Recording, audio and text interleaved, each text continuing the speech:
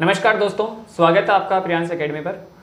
आज हमारे साथ में एक स्पेशल गेस्ट प्रियांश एकेडमी के ऊपर आए हैं, हुक्मी चंद रुलानिया। हुक्मी सर, आपने 2018 आरएएस में 18वीं रैंक क्रैक करी है, उसके लिए आपको बहुत बहुत बधाइयाँ, बहुत बहुत जो है आपको शुभकामनाएं उसके लिए। जी सर, बहुत बहुत धन्यवाद आपका, आपकी शुभकामनाओं के लिए, और आपने हमें इनवाइट किया अपने प्लेटफॉर्म पे उसके लिए भी आपका बहुत बहुत धन्यवाद। Thank you sir, thank you so much. Sir, जैसे कि अब तो आप परिचय के मोहताज नहीं हैं, लेकिन फिर भी मैं चाहूँगा कि हमारे व्यूवर्स को जो है ना, आप एक छोटा सा जो है अपना परिचय दें, जिसमें आप ये बताएं कि आप कहाँ से बिलोंग करते हैं, आपने इनिशियल अपनी स्टडी कहाँ से करी थी, इन सब के बारे में एक छोटा सा परिचय आप दें। जी प्रियांश सर, यदि मैं अपने बारे में बताना चाहूँ, अपना परिचय दूँ, तो मैं राजस्थान के सीकर ज़िले की खंडेला तहसील से दुलेपरा गांव से मैं बिलोंग करता हूँ। और मैंने अपनी इनिशियल स्टडी, प्रारंभिक जो एजुकेशन थी वो 8th क्लास तक राजस्थान गांव के ही गवर्नमेंट स्कूल से की। उसके बाद में यदि मैं 10th और 12th की यदि बात करूँ, तो 10th और 12th मैंने सीकर के नवजीवन सीनियर सेकेंडरी स्कूल से की। 10th में 91% थे, 12th में 94% थे। उसके बाद में ग्रेजुएशन की मैं बात करूं, तो ग्रेजुएशन में मैंने बीटेक कर रखा है एनआईटी कुरुक्षेत्र से, इलेक्ट्रॉनिक्स एंड कम्युनिकेशन से। वहाँ से मैंने अपनी ग्रेजुएशन की है सर। सर, आपने बीटेक किया है, इंजीनियरिंग करी है आपने, उसके बाद में आप मल्टीनेशनल कंपनियों में जाने के बजाय आप सिविल सर्विसेज की तरफ आपने रुझान किया। तो क्या आपके कहीं ना कहीं दिमाग में पहले से कोई प्लानिंग चल रही थी कि मुझे अपना ग्रेजुएशन कंप्लीट करके सिविल सर्विस की तरफ जाना है? कहाँ से आपको ये इंस्पिरेशन मिला सिविल सर्विस के लिए? जी सर जी, यदि बात करूँ बीटेक का और सिविल सर्विसेज का, क्योंकि जनरली ये परसेप्शन है कि सिविल सर्विसेज में जो आर्ट्स बैकग्राउंड है, ह्यूमैनिटीज़ बैकग्राउंड के बच्चे हैं, उन्हीं के लिए होता है। लेकिन क्योंकि एक आजकल एक रेपुटेटेड ये जॉब है, प्रेस्टीज जॉब है, क्योंकि सिविल सर्विस आप देखते हो कि नेचर ऑफ जो डाइवर्सिफाई नेचर है इसका, आप अनेक फील्ड में जाके वहाँ जॉब कर सकते हो। यदि आप प्राइवेट सेक्टर में जाके जॉब करोगे तो आप पर्टिकुलर सेक्टर के लिए काम कर रहे हो, यहाँ एक ब्रॉडर लेवल ऑफ सेक्शन के लिए आप काम कर रहे हो। तो इसके कारण एक अट्रैक्शन था इस जॉब के प्रति। कई लोगों को मैंने देखा था शुरू से, और शुरू से घर वालों का भी मोटिवेशन था कि हमें सिविल सर्विस में जाना है।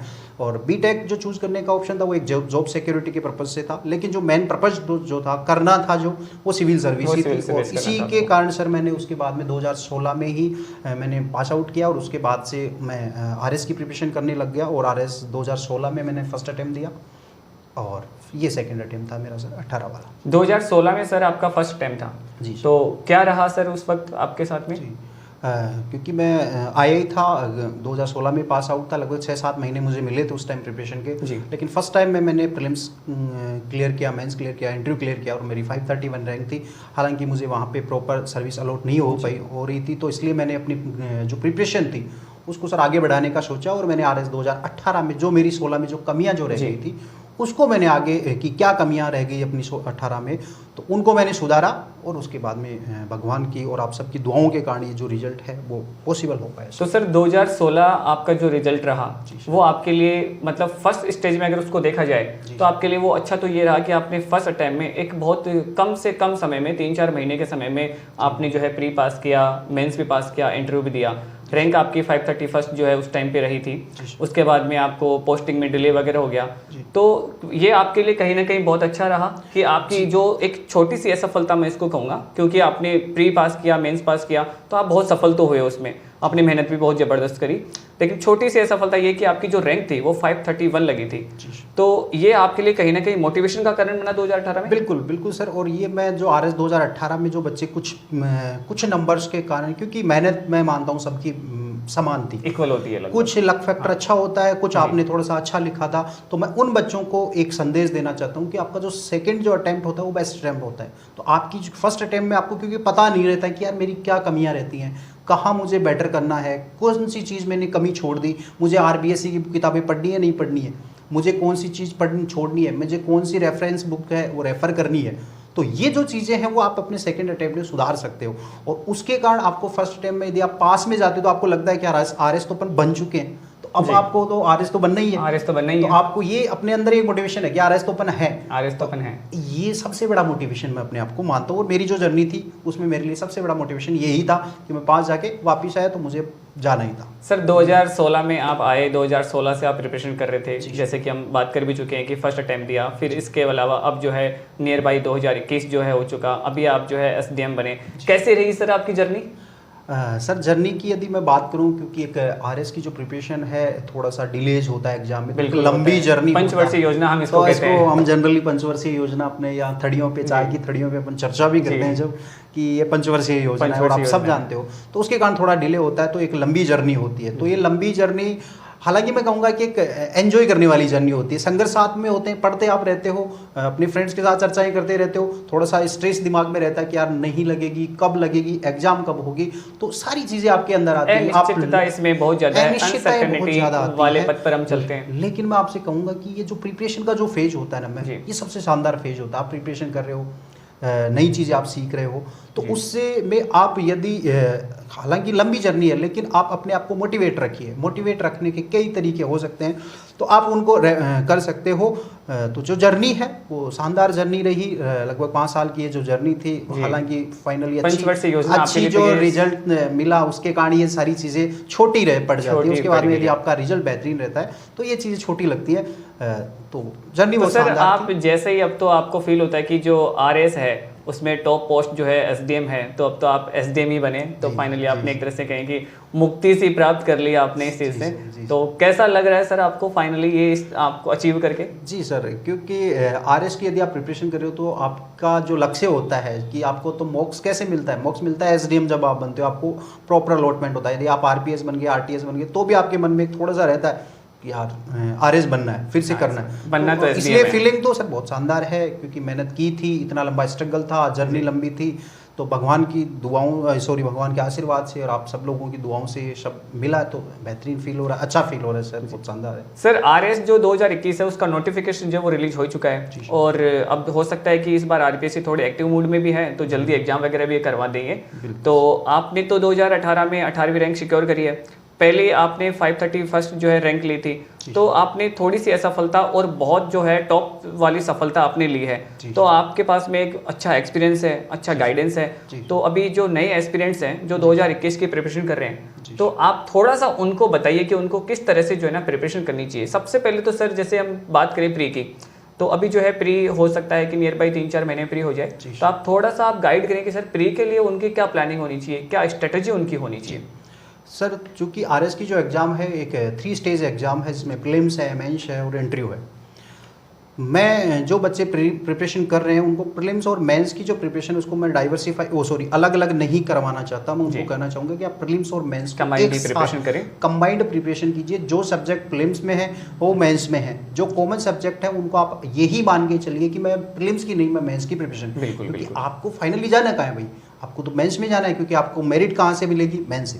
प्री तो क्वालिफाइंग है, हालांकि प्री भी आपके पास क्या होना चाहिए, प्री का भी आपके पास क्या होना चाहिए, क्वालिफाई होंगे तभी आप जाओगे। तो दोनों पे फोकस होना चाहिए, और इसके लिए आपकी स्ट्रेटेजी क्या होनी चाहिए, स्ट्रेटेजी ये होनी चाहिए कि आप 2 या 3 सब्जेक्ट लीजिए, उसमें टारगेट बनाइए कि मुझे आज नेशनल मूवमेंट में से इतने पेजेस करने हैं। अब ये नहीं कि जो 5 घंटे में होंगे, 2 में होंगे, 3, वो आपकी स्टडी है, आप उसको कितना टाइम देते हो। तो कभी भी ऐसे मतलब ना कि 10 घंटे पढ़ने, 8 घंटे पढ़ने, 2 घंटे पढ़ने, 5 नहीं, टारगेट बेस पढ़िए। तो टारगेट बनाइए कि आज 3 सब्जेक्ट ले लिए, ज्योग्राफी, हिस्ट्री, करंट अफेयर ले लिया और 1 सब्जेक्ट और। यदि आप 7-8 घंटे तो आपको निकालने भी पड़ेंगे, तो आप टारगेट बनाइए कि ये मैंने टारगेट ले लिया, अब मुझे इसको पढ़ना है। और उससे पहले मैं आपको रोकना चाहूंगा, सिलेबस सबसे पहले प्रीलिम्स का और मेंस का सिलेबस अपने सामने निकाल के रख लीजिए और उसको अंडरलाइन करते रहिए कि ये टॉपिक हो गया, ये टॉपिक हो गया। मेंस के लिए तो मैं स्पेशली आप लोगों को सजेशन देना चाहूंगा, वहां से डायरेक्ट आपका जो सिलेबस है ना, वहां से क्वेश्चन उठा के आते हैं, वहाँ से जो टॉपिक है वहाँ से। तो आपके जो टॉपिक है आपके दिमाग में रटे हुए होने चाहिए कि सिलेबस में कौन सा पॉइंट है, तो सिलेबस को साथ रखिए और उसके बाद में आप क्या टारगेट बेस पढ़िए। और यदि मैं प्रीलिम्स में थोड़ा सा आपको यदि मेरी तरफ से सजेशन देना चाहूँ तो आप पॉलिटी है, राजस्थान का सेक्शन है, मॉडर्न इंडिया है और इकोनॉमिक सर्वे ऑफ राजस्थान है। इन सब्जेक्ट्स को आप ज़्यादा वेटेज देके भी आप प्रीलिम्स क्वालिफाई कर सकते हो।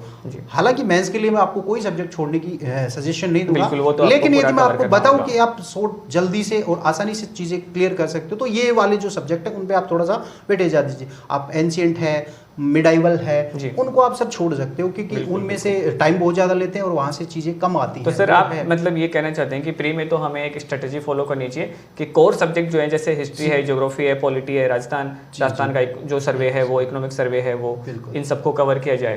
बिल्कुल। लेकिन मेंस में तो सर हम मतलब अगर हम चाहते हैं कि हमें आप जैसी अगर अच्छी रैंक चाहिए जी, जी। तो फिर तो हम सिलेबस का कोई टॉपिक छोड़ नहीं सकते।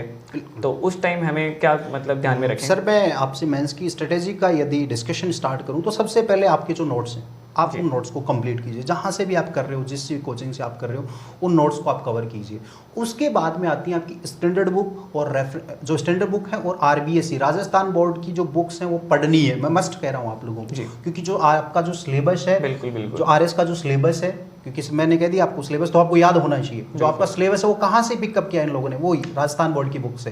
राजस्थान बोर्ड की जो बुक्स हैं उनको आपको रेफर करना ही है। जो आपके जैसे पब्लिक एडमिनिस्ट्रेशन की किताब है 11th-12th की, जो इंडियन ज्योग्राफी की किताब है वो आपको रेफर करनी है। 9th और 10th की राजस्थान बोर्ड की जो हिस्ट्री की किताब है वो आपको रेफर करनी है। वर्ल्ड हिस्ट्री की किताब है वो राजस्थान बोर्ड की रेफर करनी है। 9th और 10th साइंस की जो किताबें हैं वो आपको रेफर करनी है, तो वो कीजिए। विपिन चंद्रा है, स्पेक्ट्रम है, लक्ष्मीकांत है, तो ऐसी जो बुक्स हैं।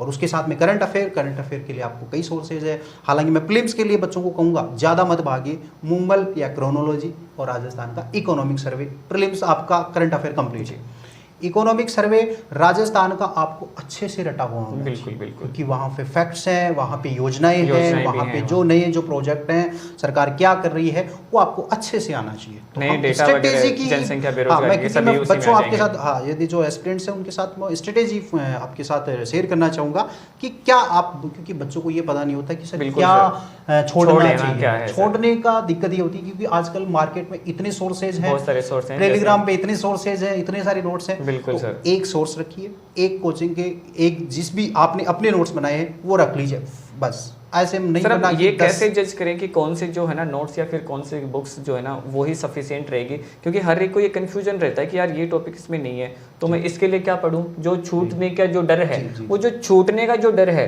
उसको सर उसको कैसे हम मतलब फाइट करें, उससे कैसे ऊपर निकलें उससे? देखो पहली बात तो एक कोई नहीं, यदि आप कहीं से कोचिंग कर रहे हो वो ठीक है, उस कोचिंग के नोट्स ले लीजिए। उसके बाद में देखिए कि आपके सिलेबस में वो कौन सी चीज नहीं है, आप बस नोट्स वही ले लीजिए। आपके सिलेबस में कौन सी चीज छूट गई उसको आप ऐड कर लीजिए उसमें। ऐसे नहीं कि आप पूरे नोट्स पूरे नोट्स सोर्सेज से ले आए, पूरी किताबें दूसरी पूरी किताबें आप खरीद लीजिए। एक चीज रखिए, एक नोट्स रखिए और हर सब्जेक्ट की एक बुक रखिए।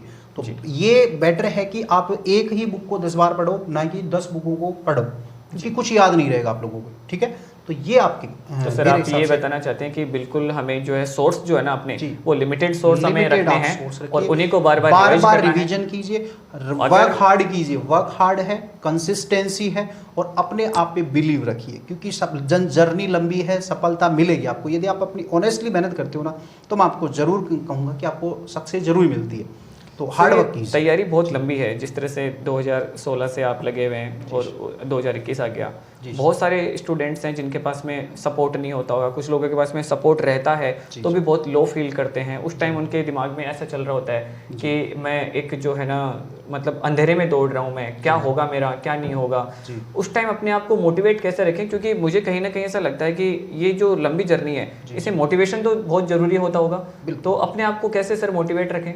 बिल्कुल सर, क्योंकि जर्नी लगभग जैसे अपन कहते हैं कि पंचवर्षीय योजना, तो मतलब 5 साल 4-5 साल सेकंड अटेम्प्ट तक जाते 4-5 साल हो जाते हैं। और आपके तो वैसे भी 5 साल हो गए। बिल्कुल, सब आपके लिए तो ये बात बिल्कुल सेट होती है कि पंचवर्षीय योजना है। सच है ये, क्योंकि ये आरएस की प्रिपरेशन है, 5 साल लंबा लेती है टाइम। तो लंबी जर्नी होती है, तो लंबी जर्नी में आपके कई सारे आपके सामने आप लो फील करते हो कि यार अब नहीं होगा, इतने साल हो गए, घर वाले कहेंगे तो क्या कहेंगे। तो इसके लिए आपके पास क्या होना चाहिए? सबसे पहले तो आपके पेरेंट्स होते हैं, वो यदि आप बेटर कर रहे हो, यदि आप उनको आउटपुट दे रहे हो, आप प्रिपरेशन करते हो तो वो सपोर्ट करते हैं। तो सबसे बड़ा मोटिवेशन तो अपने पेरेंट्स का होता है, अपने घर वालों का जो सपोर्ट होता है, अपने भाई बहनों का होता है, वो सबसे बेस्ट सपोर्ट होता है। उसके बाद में आप अपना एक फ्रेंड सर्किल रखिए। जितना बेहतरीन आप अपना फ्रेंड सर्किल रखोगे तो वो लोग आपको मोटिवेट रखेंगे। पढ़ने वाला फ्रेंड सर्किल रखिए, पढ़े भी और मजे, मैं तो कहता हूँ बस थोड़ा थोड़ा मजाक, थोड़ी सी मस्ती भी चलनी चाहिए। मैं ये नहीं कहना चाहूंगा कि आप बस लग जाइए। हालांकि जब एग्जाम आ जाए तब लग जाइए, तब मस्ती को साइड में रख दीजिए। लेकिन जब जैसे लंबी जर्नी है तब थोड़ा सा अपने आप को एंजॉय रखिए और एक बढ़िया सा फ्रेंड सर्किल रखिए। जैसे सर मैं आपको भी आप मेरे साथ थे लगातार इस सफलता में सर, जुड़े हुए थे सर, मेरे साथ ही थे। तो आप जैसे हैं मित्र जो हैं, वो जो फ्रेंड सर्किल होता है, पेरेंट्स का गाइडेंस है, भैया भाभी का जो गाइडेंस है, ऐसी जो चीज़ें हैं वो मुझे मोटिवेट रखती थी। तो आपको भी ये चीज़ें मोटिवेट रखेंगे। और सबसे बड़ा जो मोटिवेशन है वो होता है इंटरनल मोटिवेशन। और इंटरनल मोटिवेशन कहाँ से आएगा आपके पास? वो जो टारगेट है कि मुझे एसडीएम बनना है, मुझे बोलेरो गाड़ी लेनी है, वो गाड़ी लेनी ठीक है। तो वो जो बत्ती लगी हुई है ना, नीली हरी बत्ती जो है, वो आपको लेनी है। वो आपके पास सबसे बड़ा मोटिवेशन सबसे बड़ा बनना है कि मुझे वो मोटिवेशन आपको सबसे लंबा रखेगा। बिल्कुल। और सर डेफिनेटली जैसे कि 2016 में आपने दिया, उसके बाद में आप जो है एक बार आरएस बन गए, लेकिन पोस्टिंग नहीं तो आरएस नहीं बने। तो आपने तो मोटिवेशन यही लिया, बिल्कुल कि दुनिया के लिए तो, समाज के लिए तो आरएस बन चुके हैं, अपने को तो बनना ही है अब दोबारा। तो ऐसी चीजें हैं मोटिवेशन, आप उन सब चीजों से ले सकते हो जो आपका बेहतर सोचते हैं, उन लोगों से। और सबसे बड़ा मैं तो कहूँगा इंटरनल मोटिवेशन होता है। जब तक अपने अंदर आग नहीं जलाओगे, क्योंकि स्वर्ग आपको देखना है तो मरना भी आपको ही पड़ेगा। बिल्कुल सर। और इंटरनल मोटिवेशन जब तक नहीं होगा, चाहिए मैं अब कहूँगा आपको 1 घंटे 2 घंटे आपको बड़ा जोश आएगा, यार सर ने बताया था मैं भी पढ़ के मिल जाऊँगा। नहीं, थोड़ी देर तो आपको लगेगा यार पढ़ लिया, अगले दिन वापस। तो जब तक आपके अंदर से मोटिवेशन नहीं निकलेगा तब तक आपकी स्टडी, क्योंकि कंसिस्टेंसी, हार्ड वर्क और पेशेंस, ये 3 चीज़ होती है आरएस की जर्नी में।